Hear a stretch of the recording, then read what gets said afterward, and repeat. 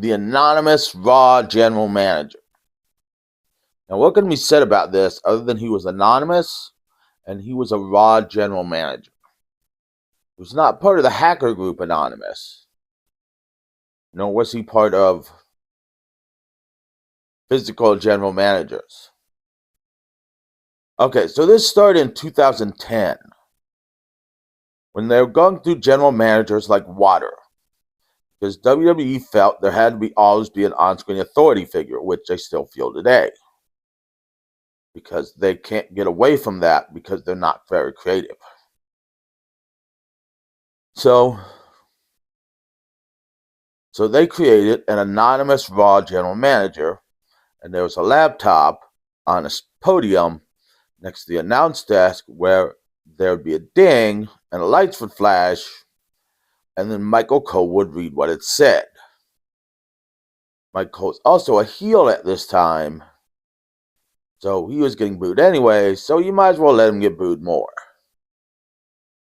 Might as well let him get booed out of the building and people throw eggs at him. Because why not? I should have just gave away eggs for people to throw at Michael Cole. But anyways, this lasted from early summer 2010 to July 2011. Came back in 2012 for one night and appeared for one night in 2000 and appeared for one session later on. Okay. So later on, they did have the anonymous Raw general manager be interviewed by Edge, which gave the computer a computerized voice, and Edge broke the laptop, which didn't stop at any. Trying to crack my thumbs. If you notice, my fingers move at the same time. It's cool. It's cool. It's awesome. It's hip. I have no idea. But anyways, so when they first started this thing, they were never going to reveal who the anonymous Raw general manager was. That was the point. It was going to be completely anonymous. When they were eventually talking about revealing it, there were some names thrown out, such as Kevin Nash in a wizard hat. Why he was wearing a wizard hat? Maybe they were thinking of his Oz character too much. There was also going to be a character who was a mob boss style character who had a Napoleon complex. That was going to be the anonymous Raw general manager. And one writer threw out the name Hornswoggle because earlier Hornswoggle had been named as Mr. McMahon's illegitimate son, and he thought he was just going to be a smartass. But during its initial run, it was never revealed who the anonymous Raw general manager was, which left some fans kind of disappointed. Less disappointed than they were when they found out who it actually was. Leading up to Raw 1000, yes, we've had 1,000 Raws. We've had over 1,000 Raws.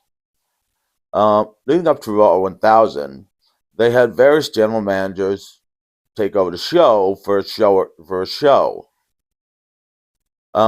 And eventually the anonymous Raw general manager took over the show for a night.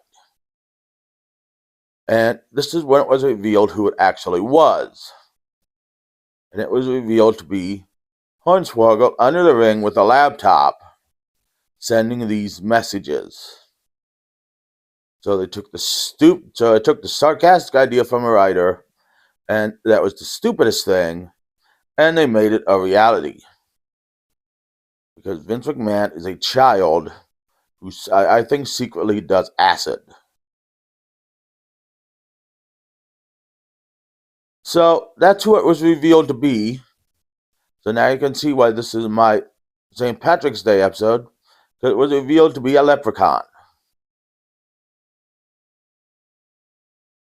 And it was the stupidest thing in the world, and a lot of people hated it. But then again, in 2012, a lot of people hated WWF. So it was a really bad show during this time. This was in 2012, and it was really bad during this time. Um,